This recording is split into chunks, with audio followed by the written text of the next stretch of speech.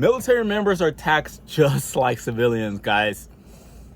Nah, I'm just kidding. Stay tuned in this video and we're going to talk about exactly how taxes work if you're a service member, or if you're planning to be in the service, active duty specifically. We're going to talk about how taxes and everything like that run if you guys ever had that question, right? All right, so let's get into the video. We already went through this transition. That's pretty cool, huh?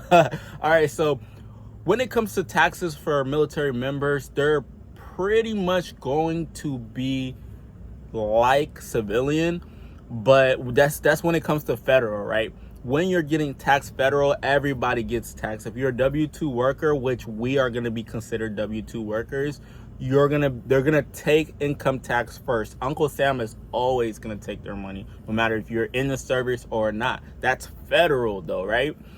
They take a portion of your income, you know, depending on how that stuff works, right? And that's deducted from your paycheck. So every time you go on what's called DFAS or MyPay for the military, and this is basically the software that tells you exactly how much you're going to be getting paid for each week and stuff like that, promotions, deductions, stuff like that. It tells you that you get your federal income deducted from and how much you're going to be paying for your federal income. Now, state income, this is where it gets really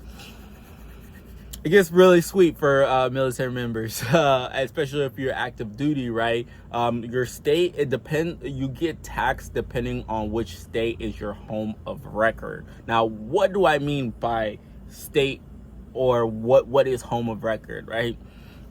So generally, if you're just now signing up for your contract, whichever state you're living in, that's how they're gonna base your taxes, off of that specific state that you're living in right now. So say you live in Georgia, right? And you joined the military in Georgia, you went to high school, whatever, or college or whatever in Georgia, you pay taxes in Georgia. That's where they're going to be pulling your taxes from. You go through basic training, AIT, and you get stationed at, let's say, somewhere in California, right?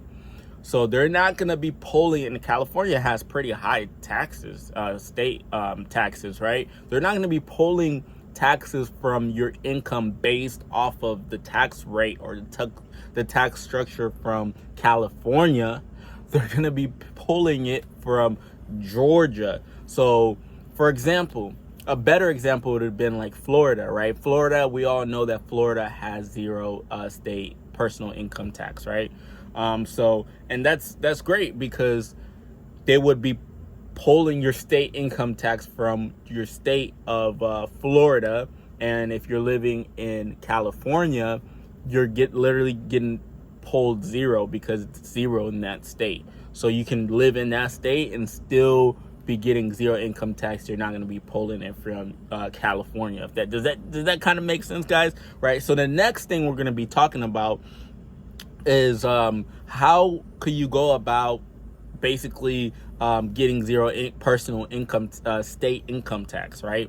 So again, if you started in Florida, you should be good. But if, say, you got stationed around to some place in Florida or Texas where they have 0% income tax, you can actually move your home of record, right? And the way to do this would be, again, if you live there, you live there, you're not living on base or anything like that. Or I believe even if you're living in the barracks and stuff like that, you can there's still a way to maneuver it and have it be have that state with zero income tax be your personal home of records. It's going to be way easier if you do live off base or live in a house outside of the barracks. It's going to be way easy, because you just send them your address, stuff like that, and you call them, let them know that I want to switch my home of record, and that would be your home of record, right? Now, if we're going to get into the weeds about things, there are we do get like exclusions for combat zones. So if you're in a combat zone or whatever, you can not pay income tax or get it delayed because you're out fighting for war and stuff like that, right? But that's basically how it's gonna be structured for income taxes and stuff like that when it comes to the military.